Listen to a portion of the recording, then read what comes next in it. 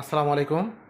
দেশ ও দেশের বাইরে থেকে যে যেখান থেকে ভিডিও ফুটেজ দেখছেন সবাইকে ধন্যবাদ, অভিনন্দন। এই মুহূর্তে অবস্থান করছিলাম সাতক্ষীরা জেলার ঐতিহ্যবাহী একটি বিদ্যাপীঠ, ইউনাইটেড ইন্টারন্যাশনাল স্কুল।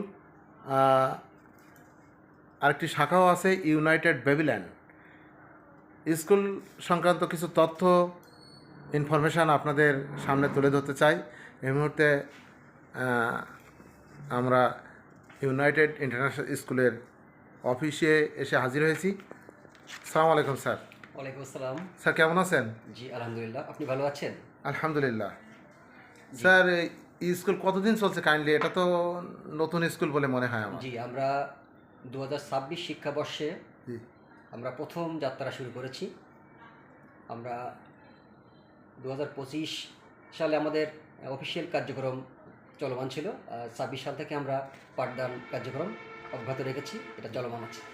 বর্তমান স্কুলের শিক্ষার্থীর সংখ্যা কত স্যার? আমাদের এখানে প্রিপেলে থেকে পঞ্চম শ্রেণী পর্যন্ত মোট 250 প্লাস স্টুডেন্ট অধ্যয়নরত। আমাদের আগামী বছর আমরা পরিকল্পনায় রয়েছে আগামী বছর 6, 7 এবং 8 এই 3টা ক্লাস আমরা খুলব এবং চলমান থাকবে। স্যার বর্তমান শিক্ষক শিক্ষার্থীর সংখ্যা কতজন আছে? আমাদের এখানে 25 জন শিক্ষক, স্টাফ আছে 7-8 জন, আর শিক্ষার্থীর সংখ্যা আগেই বললাম 250 প্লাস। আমি একজন সহকারী শিক্ষকের সাথে 1 মিনিট কথা বলতে চাই। আপনার নাম কি স্যার প্লিজ? মোহাম্মদ শরীফুল ইসলাম। আপনি কতদিন আছেন এখানে? এইখানে আছি তো মানে নভেম্বর মাস থেকে আছি। আপনার অনুভূতি ব্যক্ত করেন একটু সংক্ষেপে। হ্যাঁ, আমি তো বিভিন্ন প্রতিষ্ঠানে চাকরি করছি, তাই এখানে এসে মানে মনে হলো যে এটা আমার স্বপ্নের একটা জায়গা। ধন্যবাদ স্যার। স্যার ধন্যবাদ। স্যার আপনার কাইন্ডলি আপনার এই প্রতিষ্ঠানে কোন পোস্টে আছেন এটা শোনা হয়নি কাইন্ডলি স্যার। আমি উপাধ্যক্ষ জি পদে কর্মরত আছি। জি স্যার, এখানে পারিপার্শ্বিক অবস্থা যেটা দেখলাম এসে, এটা আসলে আমার ব্যক্তিগতভাবে খুব ভালো লেগেছে। আসলে সাতক্ষীরাতে অনেক অভিভাবকরা আছে যে আসলে যে কোনো মূল্যে তাদের বাচ্চাকে তারা মানুষ করতে চায় এবং সেই ধরনের পরিবেশ চায়।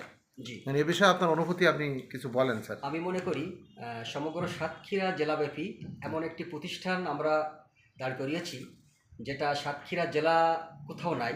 আমরা এখানে পাঠদানের পাশাপাশি আমাদের অ্যাবাকাস, রোবোটিক্স, আমাদের আছে উন্নত বেবিল্যান্ড, যেটা বেবিদের জন্য খুবই আরামদায়ক এবং স্বতঃস্ফূর্তভাবে তারা খেলাধুলা করবে ছুটির পরে। এই বিষয়ে মোটামুটি আমরা সাতক্ষীরাবাসীর কাছে খুবই অল্প সময়ের মধ্যে আমরা গ্রহণযোগ্যতা পেয়েছি।